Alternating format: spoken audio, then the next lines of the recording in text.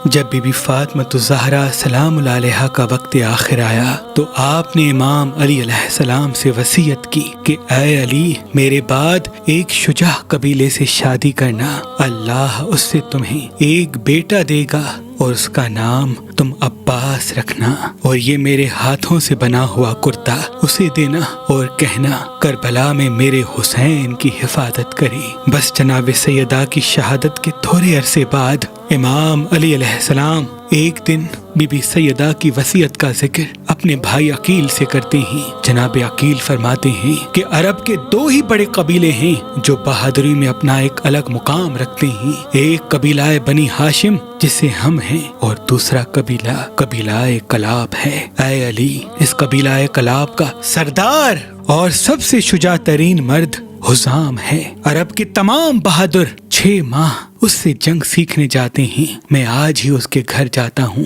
اور آپ کے لیے رشتہ مانگتا ہوں۔ حضرت حزام کے والد کا نام ام الانسا تھا، یعنی نیزوں سے کھیلنے والا، اور آپ کی زوجہ کا نام ثمامہ بنت سہیل تھا۔ یہ قبیلہ اتنا بہادر ہوا کرتا تھا کہ اپنے جانوروں کو رسی سے نہیں باندھا کرتے تھے، بلکہ اپنے جانوروں کو اپنے بازوں کی طاقت سے قابو کیا کرتے تھے۔ بس ادھر سے جناب عقیل چلتے ہیں اور وہاں حضرت حزام کی بیٹی جس کا نام فاطمہ تھا، جو بہت ہی سخی، باادب اور اہل بیت کے گھرانے سے محبت کرنے والی تھی، آپ کے والد نے آپ کا نام فاطمہ حضرت محمد مصطفیٰ صلی اللہ علیہ وآلہ وسلم کے عشق میں رکھا تھا کہ رسول اللہ کی بیٹی کا نام فاطمہ ہے تو میں بھی اپنی بیٹی کا نام فاطمہ رکھتا ہوں، تاکہ روز قیامت میری بیٹی فاطمہ رسول اللہ کی بیٹی فاطمہ کی کنیز بن کے اٹھے۔ اتنے میں آپ کی بیٹی خواب دیکھتی ہیں کہ آسمان سے ایک چاند ان کے ہاتھ پہ گرتا ہے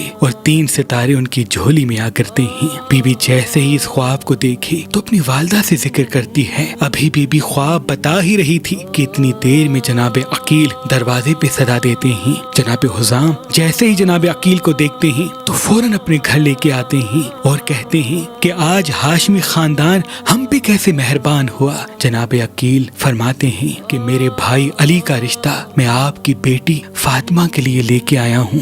جناب حزام آنکھوں کو نم کرتے ہیں اور قدموں پہ ہاتھ رکھ کے کہتے ہیں، اے ابو طالب کے بیٹے عقیل، میں اس قابل کہاں کہ میری بیٹی رسول اللہ کے گھر جائے، یہ تو آپ کی کرم نوازی ہے۔ اور یوں 17 رجب شب جمعہ 21 ہجری کو مولا علی اور بی بی فاطمہ بنت حزام کی شادی ہوتی ہے۔ بس جیسے ہی بی بی رخصت ہو کے امام علی علیہ السلام کے گھر کی دہلیز پہ پہنچتی ہیں تو آپ دہلیز پہ اپنی پیشانی رکھ کے اللہ کا شکر کرتی ہیں اور امام علی سے ایک گزارش کرتی ہیں کہ یا علی، میں کنیز کی بیٹی ہوں اور اس گھر میں حسن و حسین رہتے ہیں، میں نہیں چاہتی کہ آپ مجھے فاطمہ کہہ کے بلائیں، کیونکہ یہ نام حسن و حسین کی والدہ کا نام ہے۔ امام علی علیہ السلام نے بی بی فاطمہ بنت حزام کو دیکھا اور فرمایا، آج سے ہم آپ کو ام البنین کہیں گے، یعنی بیٹوں کی ماں۔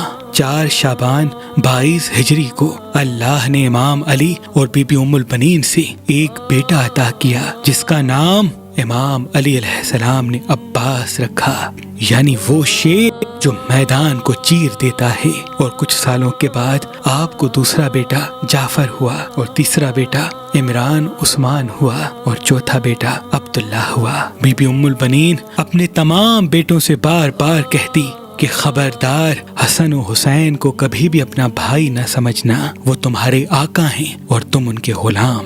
بس جیسے ہی جناب عباس تھوڑے بڑے ہوئے، امام علی علیہ السلام نے بی بی سیدہ کا ہاتھوں کا بنایا ہوا کرتا جناب عباس کو پہنایا اور وصیت کی کہ اے عباس، تمہاری موجودگی میں حسین پہ کبھی کوئی تکلیف نہ آئے، کیونکہ یہ وصیت تمہیں رسول اللہ کی بیٹی نے کی ہے۔ تاریخ لکھتی ہے جناب عباس بچپن سے ہی امام حسین کے ساتھ ساتھ رہتے تھے اور امام حسین کو بہت پیاس لگتی تھی۔ آپ راتوں کو اٹھ کے اکثر پانی مانگا کرتے تھے۔ جناب عباس پوری رات جاگتے رہتے تھے تاکہ جب بھی امام حسین کو پیاس لگے میں آپ کی خدمت میں پانی پیش کروں۔ بس یوں جناب عباس بڑے ہوتے گئے۔ جناب عباس کی شادی امام علی علیہ السلام نے بی بی لبابہ بنت عبداللہ بنت عباس بن عبد المطلب سے کروائی، اور اللہ نے جناب عباس کو ان سے 5 بیٹے اور 1 بیٹی کی اولاد عطا کی۔ پہلے بیٹے کا نام حضرت فضل رکھا، دوسرے بیٹے کا نام محمد، تیسرے بیٹے کا نام حسن، چوتھے بیٹے کا نام قاسم اور 5ویں بیٹے کا نام حضرت عبداللہ رکھا،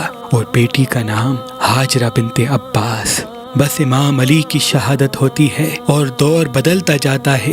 جب امام حسین علیہ السلام مدینے کو چھوڑتے ہیں تب بی بی صغرا کے پاس اپنی والدہ بی بی ام البنین چھوڑ کے جاتے ہیں تاکہ وہ بی بی صغرا کے ساتھ رہیں، اور جناب عباس کا چھوٹا بیٹا عبداللہ بھی بی بی صغرا کے پاس چھوڑ کے جاتے ہیں، جن کی عمر چند سال کی تھی، جن سے بعد میں حضرت عباس کی نسل آگے چلتی ہے۔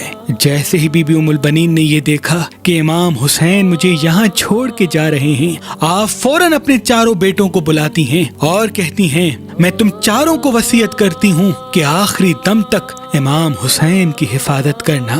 اگر تمہاری موجودگی میں میرے امام حسین پہ کوئی آنچ آئی تو میں کبھی بھی تم کو معاف نہیں کروں گی۔ چاروں بیٹے بی بی ام البنین کے قدموں کا بوسہ لیتے ہیں اور ماں سے الوداع کر کے امام حسین کے قافلے میں چلتے ہیں۔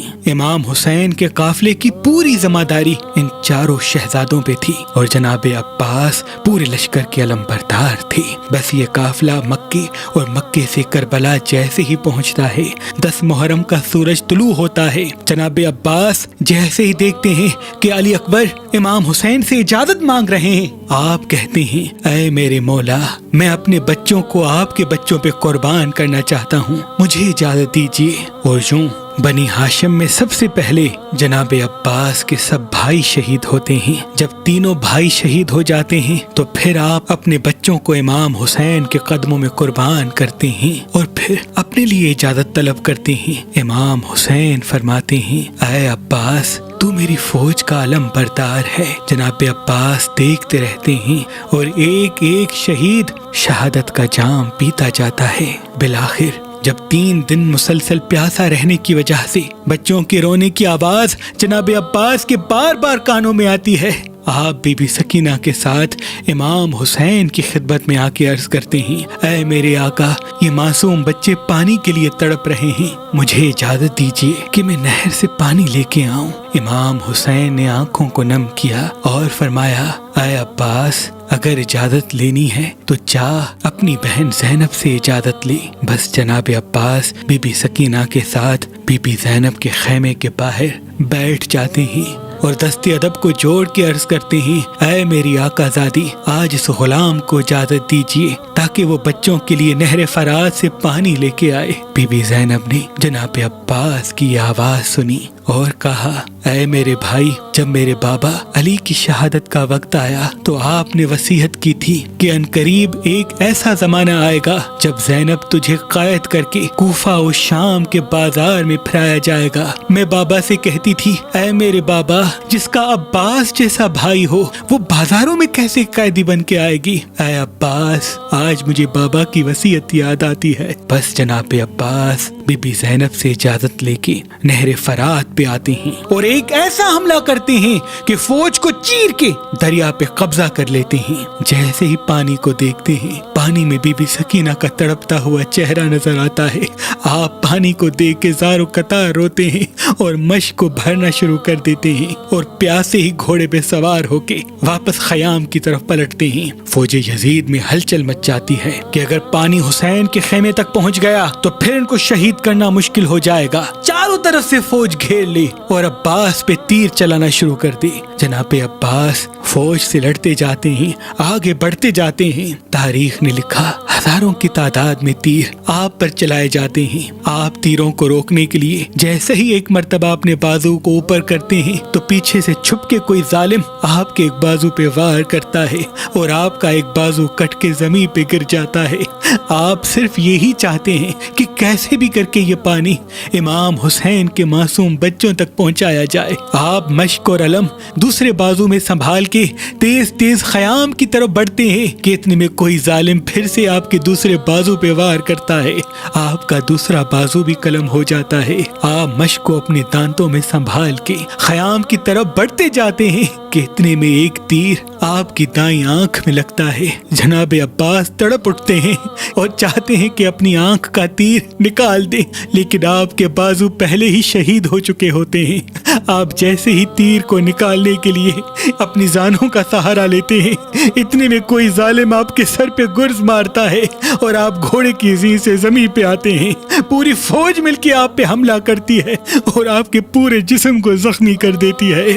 جیسے ہی علم امام حسین نے زمین کی طرف گرتا ہوا دیکھا، آپ لشکر کو چیر کے جناب عباس کے پاس آتے ہیں اور ان کا سر اپنی گود میں رکھتے ہیں۔ جناب عباس کہتے ہیں، اے میرے آقا، میں نے کبھی آپ سے کچھ نہیں مانگا، لیکن میں نے اپنی ماں سے سنا تھا کہ جب میری ولادت ہوئی تو میں نے سب سے پہلے آپ کے چہرے کی زیارت کی تھی۔ آج میرا وقت آخر ہے اور یہ غلام چاہتا ہے کہ آپ کی زیارت کر کے اس جہان کو چھوڑوں، لیکن آج یہ عباس اتنا مجبور ہو چکا ہے کہ ایک آنکھ میں تیر لگا ہے اور دوسری آنکھ میں خون بھرا ہے اور بازو پہلے ہی کٹے ہوئے ہیں۔ اے میرے آقا، اگر تکلیف نہ ہو تو اپنی ابا سے میری آنکھ کا خون صاف کیجیے تاکہ میں آپ کی زیارت کر سکوں۔ بس جناب عباس کی آنکھ کا خون امام حسین اپنی ابا سے صاف کرتے ہیں۔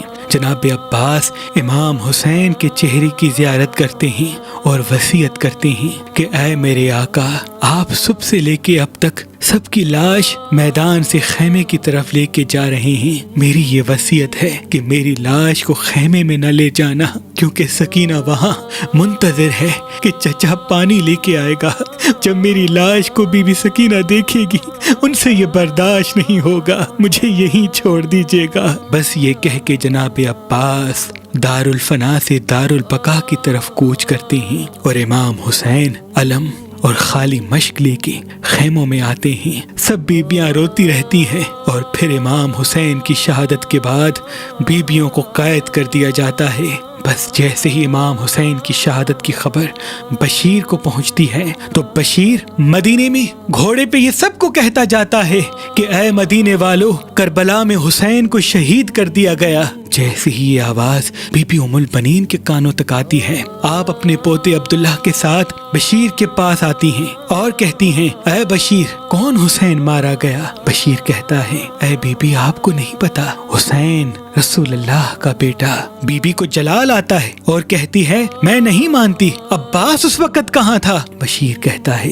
اے بی بی، حسین سے پہلے عباس اور اس کے سارے بھائی مارے گئے۔ بی بی ام البنین کہتی ہے، شاید تو عباس کو نہیں جانتا تھا، عباس سے بڑا پہلوان اس عرب کی زمین پہ کوئی نہیں، عباس کیسے شہید ہو گیا؟ وہ بشیر رو کے کہتا ہے، اے بی بی، جناب عباس امام حسین کے بچے جو 3 دن سے پیاسے تھے ان کے لیے پانی نہر فراز سے لینے جاتا ہے اور وہاں کوئی ظالم آپ کے سر پہ گرز مارتا ہے، آپ گھوڑے کی زین سے زمین پہ آتے ہیں۔ بی بی کہتی ہے، میرے عباس کا قد اتنا بلند تھا کہ جب وہ گھوڑے پہ بیٹھتے تھے تو زمین آپ کے قدموں کا بوسہ لیتی تھی۔ عباس سے بھی بڑا کسی کا قد تھا کہ وہ ان کے سر پہ گرز مارے؟ وہ زمین پہ بیٹھ کے کہتا ہے، اے بی بی، پورا لشکر مل کے جناب عباس پہ تیر چلاتا ہے اور دھوکے سے ان کے بازو کاٹے جاتے ہیں اور تیروں کی بارش میں سے ایک تیر آپ کی آنکھ میں لگتا ہے اور جناب عباس اس تیر کو نکالنے کے لیے جھکتے ہیں۔ اتنے میں کوئی ظالم آپ کے سر پہ گرز مارتا ہے اور آپ گھوڑے کی زین سے زمین پہ آتے ہیں۔ بی بی جیسے ہی یہ سنتی ہے تو زمین پہ بیٹھ کے زار و قطار روتی ہے کہ اے بشیر، یہ تو بتا کہ جب جب زمین پہ جو گرتا ہے اپنے ہاتھوں کا سہارا لیتا ہے، میرا عباس جب زمین پہ گرا ہوگا تو پہلے اس کا سر زمین پہ لگا تھا یا اس کا جسم زمین پہ لگا؟ بس بی بی جنت البقیع کی طرف جاتی ہے اور وہاں اپنی انگلی سے 4 قبریں اپنی بیٹوں کی بناتی ہے اور پھر اپنی انگلی سے امام حسین کی قبر بناتی ہیں اور دن رات وہاں روتی رہتی ہیں۔ اور جو بھی بی بی کو بی بی ام البنین کہتا، آپ فرماتی کہ اب مجھے کوئی بھی ام البنین نہ کہے، کیونکہ میرے سارے بیٹے کربلا میں مارے گئے۔ آپ وہ پہلی محترمہ ہیں جنہوں نے سب سے پہلے امام حسین کے مرثیہ لکھنے کا بنیاد رکھا۔ آپ پورا دن امام حسین پہ گریا کرتی رہتی اور اتنا روتی تھی کہ جب سالوں کی قید کے بعد بی بی زینب اور دوسری بیبیاں واپس مدینے آتی ہیں تب تک رو رو کے آپ کی آنکھوں کی بینائی چلی جاتی ہے۔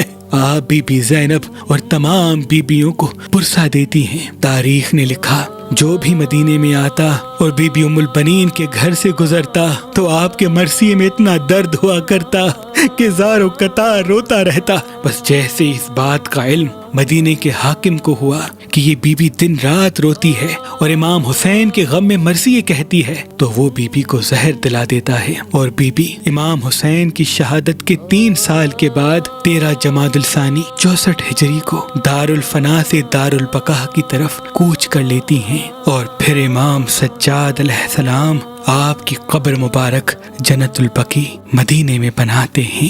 سلام ہو بی بی ام البنین پر، سلام ہو جناب عباس پر، اور سلام ہو کربلا کی تمام بیبیوں پر۔